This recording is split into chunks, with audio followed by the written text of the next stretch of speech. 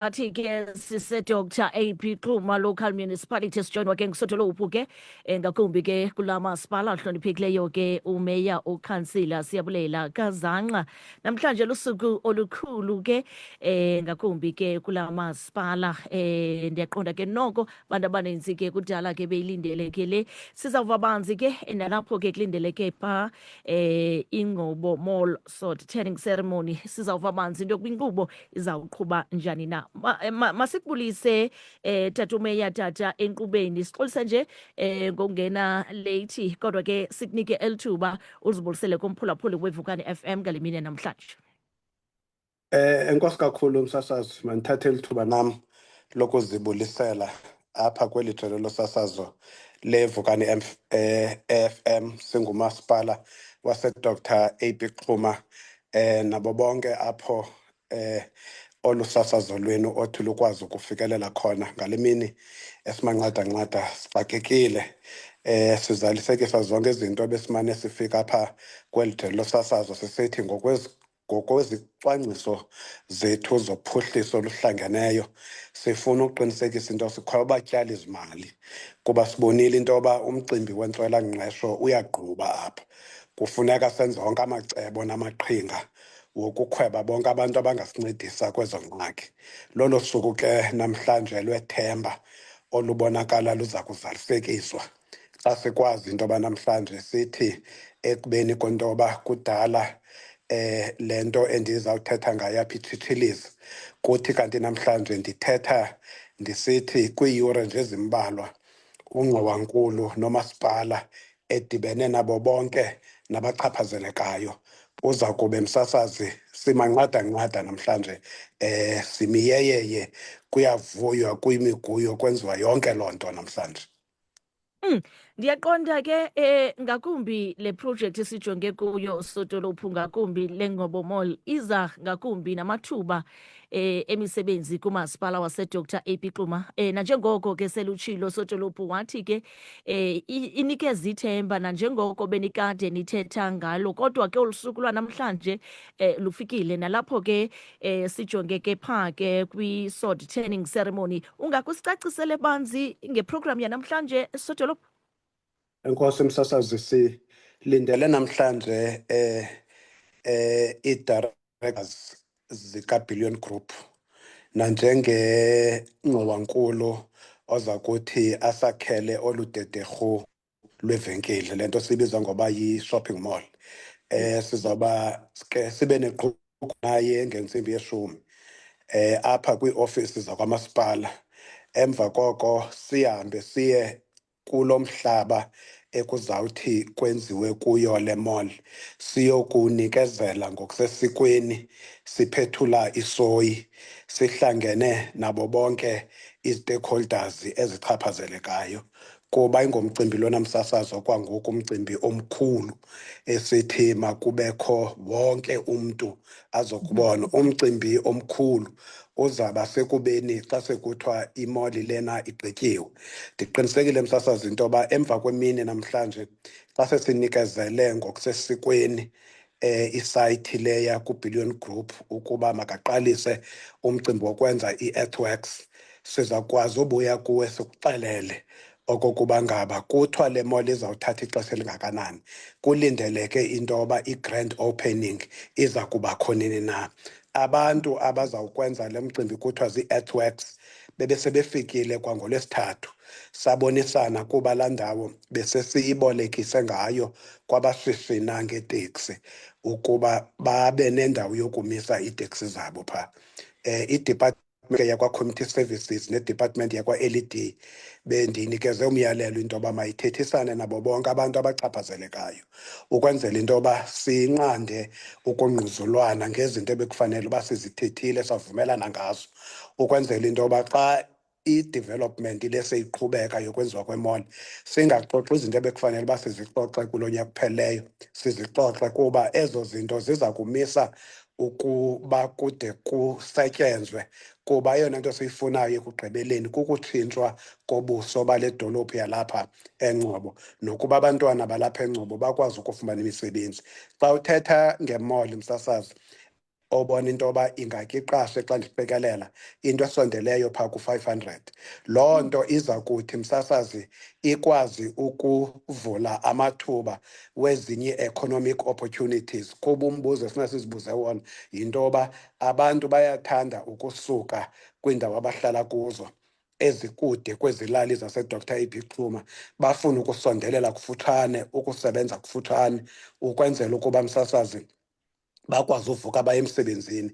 Iza kunikeza umcelimngeni kumcimbi wendawo yohlala. So awusomashishini balapha ekuhlaleni nantso enye i-opportunity yokuqinisekisa into yoba xa kugqitywa laa mall, aba bantu bazawufuna ii-rental houses bayakwazi ukuzakha. Kukho abantu abazawuba zii-managers zeevenkile ezizawuba phaa. Bendivile into yoba zingapha ko-35 iivenkile ezizawuba phaa. So ii-managers ezizawuba phaa zizawufuna indawo yokuhlala. Enye yento ebesithe ke bendiyalele yona msasazi into yoba kufuneka siyenze immediately emveni kolu suku lwanamhlanje kukufakana imilomo ne-wholesale and retail sector, ukwenza basiqiniseke msasazi into yoba kuzawufunwa ii-cashiers phaa, kuzawufunwa izikills ngezikills ezithile phaa, ukwenzela uba sibe siqhuba nomcimbi wee-trainings zabantwana, ulutsha lalapha eNgcobo, so that siqiniseke into yoba amathuba emisebenzi phaa sizawubethelwa ezithileni ngabantwana balapha. Abantwana abazawuthi bafumane amathuba oba zii-supervisor phaa, abanye bafumane amathuba woba ngabasebenzi phaa. Iinkampani zalapha msasazi, noba uthetha ngee-security companies, zizawuthi zifumane amathuba okusebenza phaa. Amafama alimayo ii-vegetables, zonke izinto abazilimayo msasazi, sifuna imveliso yabo ikwazi ukufumana i-opportunity yokuba ibe sezishelfini phaa. Sifuna ube luqoqosho luza kuxhanyulwa, lungaxhanyulwa nje kuphela ngungqowankulu lo uzawuzokwenza imall apha.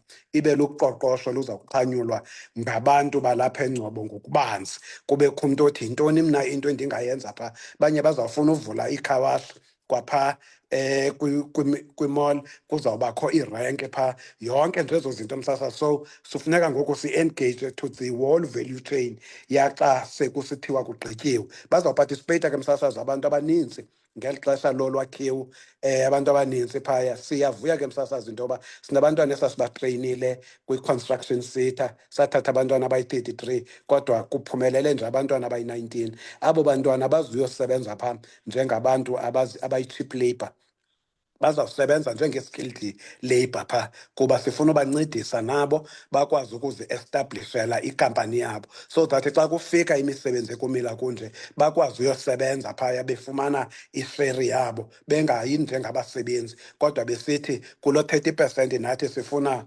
ukupatisipeyitha. Yonke ke leyo msasazi yimiphumela yale nto yokuba sibe nesicwangciso esicacileyo sokuba xa kufika uphuhliso, ingaba abantu balapha sibalungisile na ukuba bakwazi uthatha inxaxheba. Kuba uba sibalungisanga ukuba bakwazi uthatha inxaxheba, kuzawubakho izinto zokufuna ukudobelela le nto ibuyiselwe emva. So sicinga uba ke msasazi, noba singathi ke asinawuze sitsho mos kuba xa apho kusetyenzwayo kukho umntu, kuzawubakho izinto ezimane zivela mhlawumbi esingakhange sizivelele, kodwa ikhwelo esilihlaba kubantu baseNgcobo ngokubanzi lelithi kufuneka sizilungise izinto kodwa singenzi ukuba lo ngxowankulu eme ukusebenza, kuba zininzi iindawo afunwa kuzo. Noba uya ngasentsika yethu, nabo ndiyakhumbula kwelinye ixesha phaa bebeke bakhupha into yoba umntu ozobakhela imall. Sifuna ke msasazi sikwazi into yoba kukho into yoba kungakhiwa noo-mini spa ezilalini, kwiilali ezixakekileyo. Sinendawo yaseNkondlo apha esijonge ukuyiphuhlisa nayo, ukwenzela into yoba singaxinanisi abantu endaweni enye, kuba kulapho apho sisithi ii-agricultural activities zethu sizawuenkarishwa khona, kuba seziqhubeka ngoku esithethayo. Sijonge nokuphucula i-Main Street msasazi kungekudala ngoku. So le Main Street xa iphuculwa indlela yayo ihamba iyodwa iyongena phaa emall ukwenzela uba kungabikho kwahlukana kakhulu ingathi kuba imall sifuna yandise idolophu ingabi stand alone facility esingavele xa kuhamba ixesha sibulale umbindi lo wedolophu. Sifuna ukukhulisa idolophu lesiqiniseke into yoba ikhulile. Kunezinye izinto ke msasazi kukho sebesi-approacha ngoku abantu besithi sifuna ukwakha i-hotel and conference facility kuba sinyuka apha sibheke sibabonela abantu basengqubo banyuka apha babheke sakhe isizwe esinako asinayo indawo enokwazi into yoba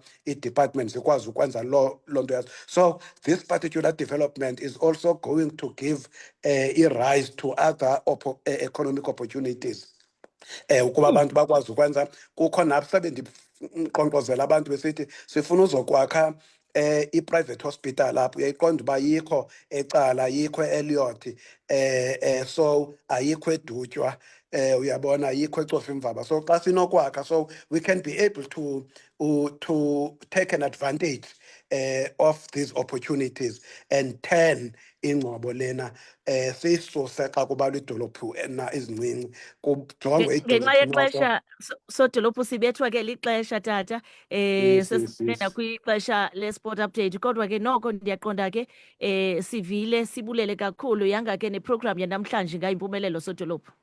Bulela kakhulu msasazi, kaloku xa ndinike lithuba kufuneka ndityatyadule ukwenzela into yoba kungabikho nentswela le ndiyishiyayo kuba sisoloko sivela kula majelo sasazo ingathi akukho nto ezenziwayo. Xa kukho into eyenziwayo kufuneka sikwazi ukuyicacisa ngokupheleleyo so that nobe ive ngolunye uhlobo kuba abantu baxelelana izinto ngohlobo olungekho rayithi yenze loo nto kubekho ingxwabangxwaba. Xa ndifumene lithuba funeka bayive into yoba ibithethwa ndim ndikwazi ukuphenduliswa kwinto ebiphuma kum emlonyeni. Ndiyabulela nani apho kwelo jelo sasazo niqhube kakuhle nonwabe namhlanje. Ndiyayazi into yoba unabo abantu enibathumeleyo apha njengesikhululo abazawuniphakela zishushu njengoba siqhuba nenkqubo yanamhlanje. Ndiyabulela.